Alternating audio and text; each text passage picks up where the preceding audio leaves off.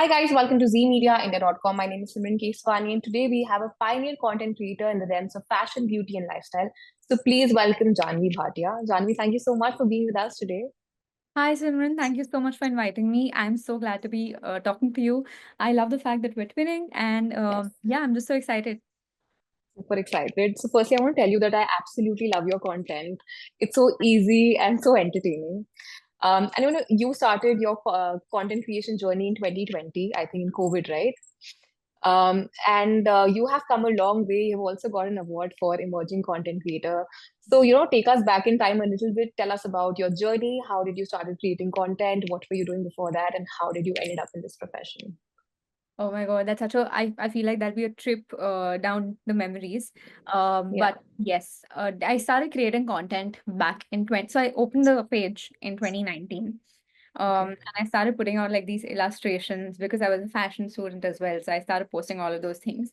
Um, Soon after, I feel during the main peak time of COVID, when everyone had actually started putting up content, I did not. I sort of took a pause because I felt like this is not my calling in the sense this is not fashion drawings and sketches and illustrations is not what I'm like particularly looking forward to posting. And then right after it, I think towards the end of COVID is when I actually thought, you know what, I feel like there's a gap in the content creation, like Hmm. fashion niche, wherein people Right. like showing outfits and ideas, but no one's talking about styling. No one's talking about like our personal journey with styling, like how whatever we dress up in, our insecurities, whatever we're Right. conscious about for that matter, how do we dress up, like how whatever goes into the mind of us women, I Yeah. feel nobody's talking about it. Right. So I felt, you know what, this is the right time to, and because I had also learned fashion designing, and I've been in the I had interned in fashion styling and everything as well. Oh, So wow. like this Okay. is the perfect time to actually use what I know and Hmm. it out there in terms of content. So I started posting up videos regarding like informative fashion. I felt like entertainment is a great thing, but I feel like fashion could also be very informative. Um, Right. that's where the journey started. I feel like it got picked up because it found its own audience, and there are like multiple women out there who are interested Hmm. to know what is going on in their personal style and who are interested to open their wardrobe and actually think that yeah, they can wear something instead of thinking, oh my God, I have so many clothes but I don't know what to wear. So Right. so yeah, I just wanted to solve that, and it picked up really well after that, and it's been, so 2021 is when I started posting, like towards the end of 2021 I started posting consistently like this. And Right. thankfully last year, I mean this year is when I actually, it got sort of validated with that award as well, so I was really Right. Right, right. So, tell me a little bit about your education and, like, did you always plan to become a content creator? Because I don't remember that content creator was that big, when you right. started. Right. So, how did it happen? So I actually wanted to get into NIFT. Hmm. Um and it was always like a dream because I always wanted to be a fashion designer, but I got Yes. every other college but fashion NIFT, like NIFT Mumbai for that matter. And Hmm. I didn't want to choose any other college.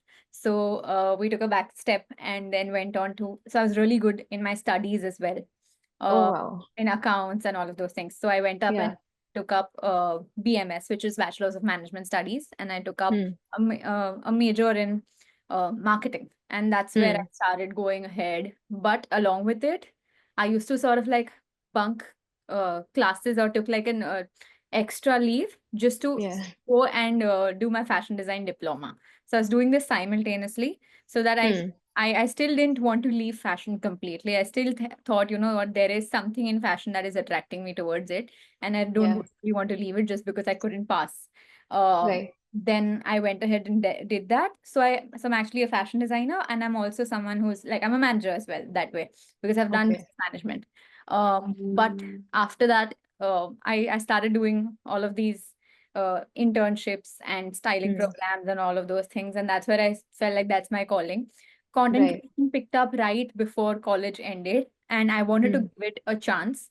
I told my dad, Hmm. so my dad always thought I'll sit for interviews, I'll sit for placements and all of those things. And I'm like, you know what, Yeah. give me a chance. I feel like I can make something out of it. Hmm. I got my first brand deal right before college ended, like a good big brand deal. And I felt like Yeah. this was like a moment which gave them sort of I mean, you know what? they parents also really want to see if this is something that you will actually Yeah. of, or you will create a career out of. So I felt like Right. it was a good thing to let them know, yeah, this is there is scope in this. It was Hmm. relatively new as well, so everyone was very worried at the same time. Yeah. Yeah. Because today, obviously, because our prime minister has also given a platform for creators to get recognized. The awards and Yeah. national awards meant a Absolutely. lot to creators. But back Yes. then, I feel like even though YouTube and everything still was a thing, but I feel Hmm. like It was parents not a were legit job. well versed with the job. Yeah. And Yeah. also, there are so many people who are not very well versed. Today, also, when I tell people that, oh, I'm a content creator, the next thing that they ask me is, okay, what do you do apart from it? Because people Yeah. don't know that it's a legit job. Right. But yeah, it picked up really well. I didn't know if I wanted to be a content creator because I always wanted to open my own fashion brand, and that's Hmm. my goal today too. But I knew that content creation is a very good way, like a good segue to opening it, because I'll be opening up a lot many brackets in terms of networking. I'll meet a lot of people who are in the industry as well. Uh, Absolutely. I'll create my own distribution. Like a lot of people today follow me for my fashion tips. Right. So if I have an apparel brand, I feel like that helps a lot for my own brand too. Right. So I want to start content creation, and then one thing led to the other, and this is where I am. Rest is history. Amazing. That Yeah. sounds interesting. And like you said, that you started in 2020, and there were a lot of content creators who were emerging at that point of time, Yeah. just like you. There were other content creators also. What do you think that made you, stood out, and now you have come a long way, of almost 500,000 followers across all your social media platforms. So tell us, what do you think you did right that made you stood out? I feel like okay, so yeah, like I said, I feel the informative bit comes in, like, helped me a lot because I Hmm. saw entertainment as a big thing in content, but I felt like people also go to YouTube to Right. learn something. People also go to Instagram to also, when they're scrolling through, they save things in their post. Right. They Right. get to know something out of the video. So I felt Hmm. like that's where my calling was. I felt like that's where I saw a gap, and I felt like I can, I love to talk. Yeah. You give me a thing to talk about, I'll probably just talk about it at length. Hmm. So I felt like I can use my strengths there and Hmm. talk about fashion. If Hmm. not, because I started out, I'm still figuring out a studio place for myself, but if I started out with a very non-aesthetic background, uh, and that was not my strength, but I knew that my strength was talking and letting them Right. know about all of these things. So I use that. And I feel like Hmm. any new person as well, anyone who is starting content for creation for that matter, should not, think about all the aspects and just like delay their process of starting content creation. They should just focus on their strengths and eventually Hmm. get better at it and start it, because that's what I did. And Hmm. help me figure out my own niche in this. Yeah. And eventually now informative fashion is also a big thing. That time it was as well. It was an established thing, but not as much. So I picked Right. it up for myself and I felt like I went into it. Um, Hmm. and put out a thing that, what personal styling, informative personal styling is also something that you can create, because fashion is very competitive that way in Right. this space. Absolutely. Yeah. And it's also one of the easiest niche to get into Hmm. in Right. content today. But I feel Hmm. to create my own identity, talking about fashion really helped. Right. So do you think that now it has become a little saturated? So for someone who's entering now into content creation, it would be a lot more difficult for them to create a space for themselves than somebody who's starting out probably the time that you started. Yeah, I felt like that was the case even when we started, right? Hmm. Industry, obviously, because it's more recognized today. Hmm. People can easily access through their phones and start recording and put up a video. It's Yeah. even saturated today, especially with Yeah. fashion, because haul content is a big thing today. Right. Buying something and then showcasing what you're wearing. But I feel giving yourself an identity in this, Hmm. you're Hmm. actually able to make yourself stand out from the crowd. Yeah. No matter what the competition, you can actually work it out. But Hmm. yes, factually speaking, it's become a very saturated industry that way. There is Yeah. much, because there are so many, like you, it's not like you're competing with only a restricted set of people, right? When it comes to Yeah. jobs or something. Um, you have to have certain skill sets and everything. Over here, you have to have your phone. You have to be, obviously, you have to be very sharp with what you're creating. And there's a ton of things to think about as well. But to start, Hmm. you have a Hmm. relatively more easier advantage to start. creating content. So I think Because that there's point of reference. yes. Okay. And like every content creator says that you have to be very consistent, you have to keep making, you have to keep putting content. But tell me one thing, do you guys not have a creative block when you're putting content every single day? How do I you go about it? I just came out of it. Trust me, I don't want to be there again.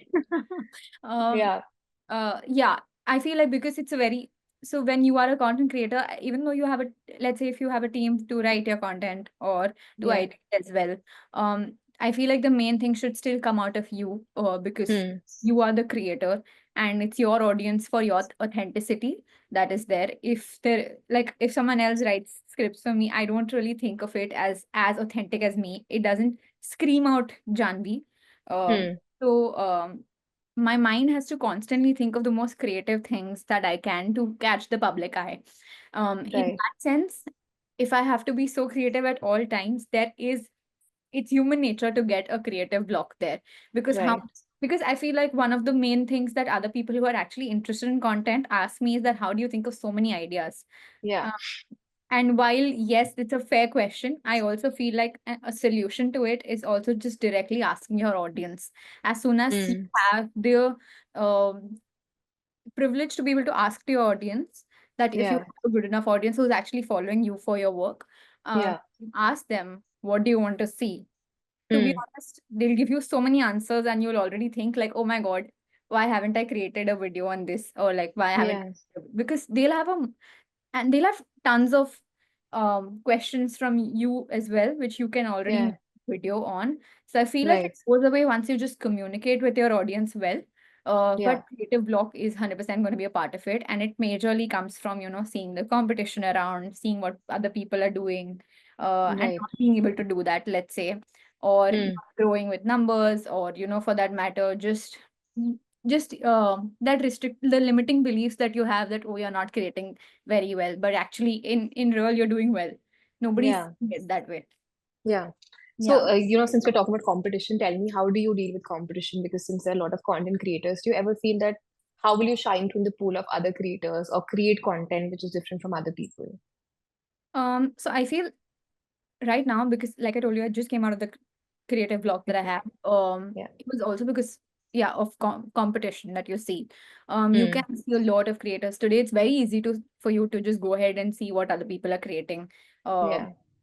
and while I appreciate there being competition that way, Hmm. in the sense that you get to know what is working well, you can Hmm. study, you can do your own research and create videos accordingly. It's not healthy to have that competition around and think that this is it, and Hmm. this is what you have to create. Let's say if this is working for you, let's Hmm. say we are competitors that way, and if something is working for you and I copy the same thing and put it out there, Yeah. can't play the long term game, because how many times will I be able to copy you and then just put out content out there? There will be a Absolutely. time where I get exhausted and get that creative block, or I'll get tired Yeah. and people will not recognize me for my own voice. You Yeah. lose your own self, your own authenticity that way. I mean, you Hmm. won't have an identity. So having a competition is good to research, to understand what is working well in the market. But deal with it just as your own research, or just Hmm. see your peers create something amazing, because literally everyone has their own taste, and literally Right. everyone has their own way of putting and creating content. Today, Yeah. my strength might if my strength might be talking, someone else's strength might be aesthetic, someone else's strength might be storytelling. And Absolutely. it's so fascinating to see that the same thing, clothes are being Hmm. put up in three different ways. Hmm. uh, Right. just view it as maybe just content viewers as well, or research, and deal Hmm. with competition in that way. um I mean, and it's always boring to just be the only person in one place and Yeah. doing what you want to. You need Yeah. other people to make sure that, okay, you are somewhere and you're trying to achieve even more, or Hmm. trying to achieve better.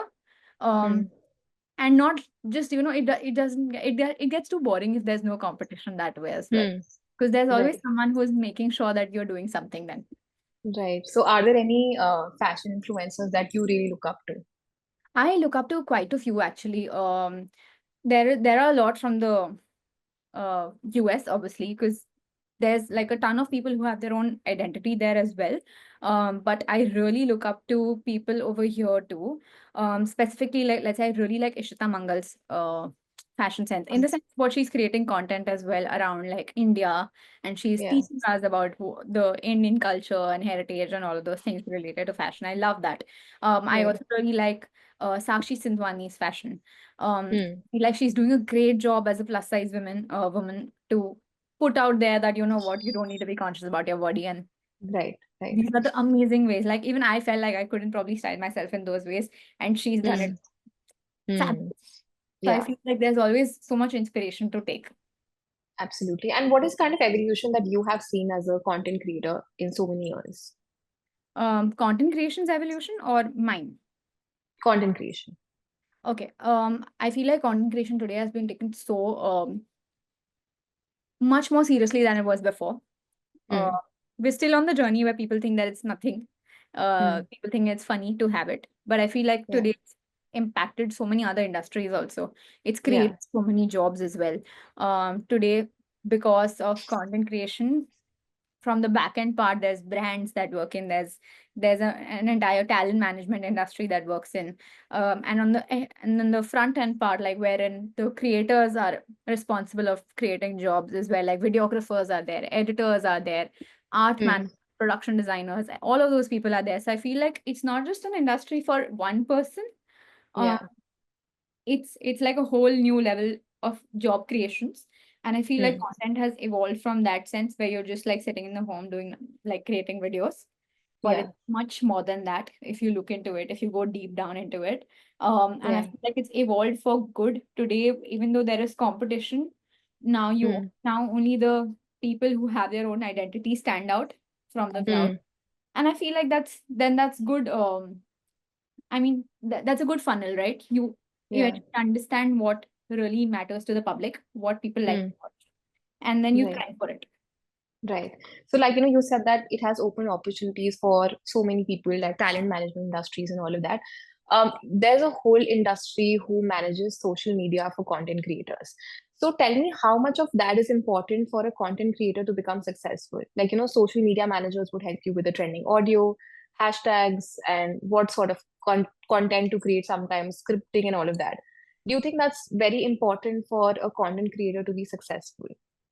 I feel like social media managers, or like, I would categorize them as more like teamwork. Hmm. I feel like going solo is one thing, yeah, what that is a great thing as well. And I feel like for a good time, you need to be going solo and understand what is really working for you before even taking up talent management.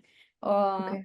but once you take it up, you even understand delegation, the kind of work responsibilities that you've taken off your hand and given it to someone else, because you want to create something more. Like today, social media managers can take up so much of your work in terms of sourcing, in terms of negotiating, in terms of pitching to brands, and that Right. gives you a lot more time to be creative and not get Hmm. exhausted. Because if I were to think today of again negotiating, talking to brands and pitching to them about my ideas and all of those things, that would have taken up so much more of my time, and I wouldn't be able to Yes. do what I'm doing today had Right. there not been a team. So there was a back in 2 years back, I Hmm. joined this program of Ankur Variku, uh, Hmm. of how to YouTube. And he was mentoring Okay. us. So I got into a scholarship program of his, and he was mentoring us about YouTube. And I got Hmm. to know how he has a big team of like Hmm. 8 9 people doing every single job. Even a thumbnail on YouTube is given to one single person. And I felt, Yeah. wow, that could have been done by just like one person in the group.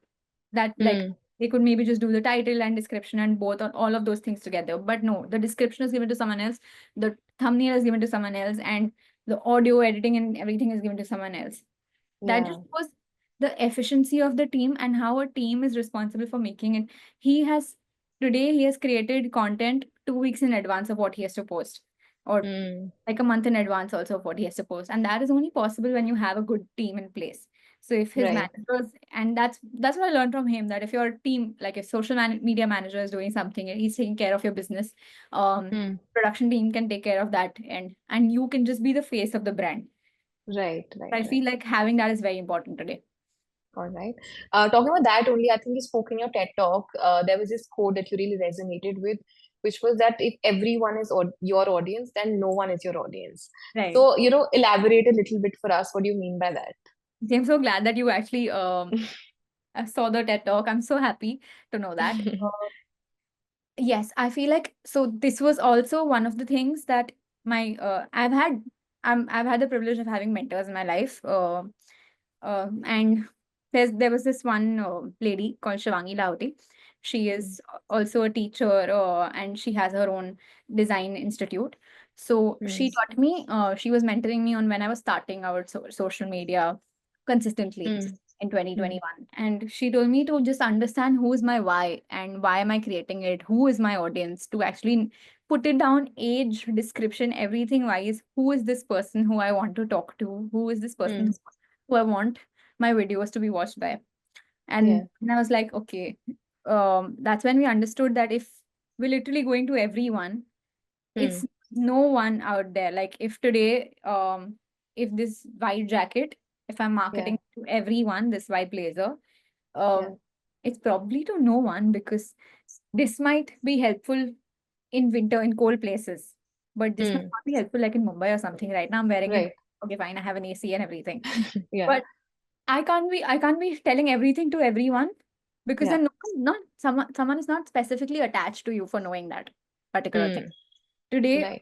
I want these 20-year-old girls to be able to talk to me and know if they are having any style issue.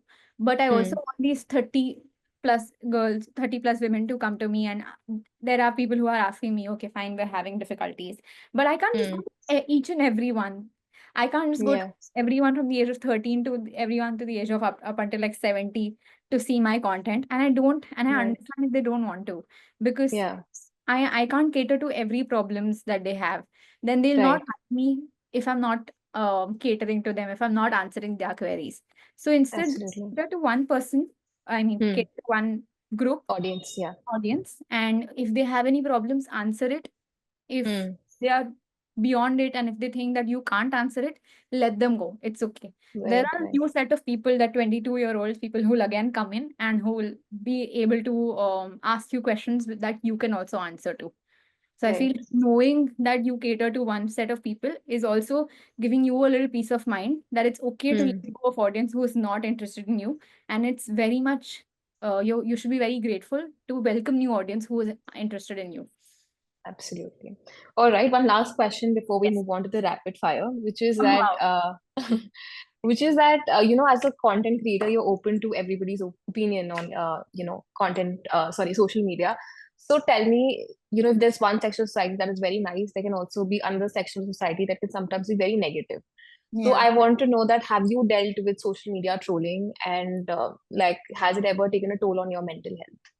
I absolutely, I quite remember, which, like, what time was it, when this happened as well. When the first time when you start creating content, I think, and if a piece of content gets viral, Yeah. one of the first things that comes to your page is also trolls, negativity, and hate. Hmm. Because there'll always be a set of people who won't agree to whatever you create. Uh, Yeah. and you don't know about it until you Hmm. first face it. Yeah. And you don't have the thick skin at that time to deal Hmm. with it. So it gets to Right. you. Today I feel like even today there have been times when it affects me, but I feel like Hmm. I'm way past the stage where I'm like so affected by it that I can't just take it. Develop a Yeah. thick skin eventually. Hmm. Uh, but I remember the first time it happened. So there was one content piece that I made on Valentine's Day about self-love, and just like a get ready with me and talking about how self-love is also important. What about the people who are not in a relationship? Let's get Yeah. ready just to just, celebrate self-love. Yeah. And it went viral to the point that it got 20 million views. And I didn't expect Wow. for it to get 20 million views because I was just talking about self-love and getting ready. That's all. Uh, Yeah. and it also, because it went so viral, it also reached out to the audience it shouldn't have reached out to, probably. Uh, Hmm. it got in so many hate comments, in so many comments that spoke about my body, for that matter. Not even Hmm. hate comments. Now I got comments about how I am, how am I looking, and all of those things. Uh, Hmm. and I couldn't deal with it because it was my first time dealing with something like that. I remember Hmm. there was a time that I disabled my Instagram account. I went on, Oh my this is God. the first time I'm telling it on record because I genuinely have never told, like, only my friends know about it. But I disabled my account and I'm like, I don't want any of this uh Hmm. right now. And I think my friends were, because it was going so viral, my friends were actually checking my account at that time. Yeah. I don't know how. And one of them called me and they're like, how can you disable your account? Why can't I find your account anywhere? What is up? Yeah. I'm like, I got so scared of all of these things that I just wanted to like wanted for it to stop going viral, that piece of content, because it's attracting Hmm. audience. And I'm Right. getting like a flush of men who are just not acting well on my account. Hmm. So Right. they're like, it's And okay. how did you come out of it back then? I feel like I spoke to one of my mentors. At that time, I was also speaking to Shivani, and Hmm. I spoke to her, and I felt like just so no one else was able to understand that, and the fact Hmm. that when I spoke about it to someone who understood it, so Yeah. whatever she said also made sense to me. That time she just told Yeah. me it'll go away and it'll take time, but it will go away. If it Right. bothers you too much, then remove those people or like Hmm. stop the comments and everything on Yeah. particular set of videos. And I did that. Hmm. But eventually, yes, those people went away because I started to create videos again, what my audience wants. And Hmm. those set of people who were just hating don't really want to see that kind of audience. I started to create more videos on fashion, talking about all of those things. And that's not something they were interested in anyway. So they went away. Yeah. And Wow, that's good. it just happened over, like, you know how people say that let time pass and everything will be all right. Yes. That's what happened. Yeah. And Yeah. I kind of understood that it's okay. These people just sort of want more attention, and I, instead of giving it to them, Absolutely. I just do something else which I'm good at, and that Yeah. Amazing. Kudos to you for that. Uh, happened. now let's move on to the last segment, which is the rapid fire. Are you ready? I'm so excited. Okay. Okay. One tip that you would want to give to budding content creators. Try out everything, experiment, don't niche down already. Okay. If you were not a content creator, what would you be? Fashion designer. I still want to be a fashion designer. Have my own Okay. brand. All right. One fashion staple everyone should have in their wardrobe. One fashion Fashion staple everyone should have in their wardrobe. everyone should have in their wardrobe. A good pair of jeans, wide leg jeans. I feel like that's important. Okay. One fashion trend that you think should be done and dusted. Ah, neon. I feel like that. I feel like that's I always agree. Okay. done and dusted, but still, if it comes in, I just say bye to it. Yeah. Okay. One fashion influencer, Indian, that you really look up to. Indian influencer that I really, I think it's Ishita again. Okay. Yeah. One fashion influencer you cannot relate with. I cannot relate with now those no, those would be people who are not in fashion. Okay. Yeah. Because No I'm names. not, no names. Okay. All right. And one breakthrough moment in your content creation journey. One breakthrough moment. It would be when, so my first video went viral. This was not the Valentine's one, but this was on Katrina Kaif's wedding. I spoke about how beautiful her red lehenga is, and I think Yeah. that turned out very well. And that's when I got to know, oh wow, my content has scope to go viral. Uh, Yeah. I think that gave me the push to create more content. So All thank right. you, Kaif. Yeah. All right. Thank you so much for doing this. It was lovely speaking to you and Thank keep you. creating such great content. Likewise, you were such a great listener, and I'm so glad that you had related to my journey, and I love that. Thank you so much. Thank you so much.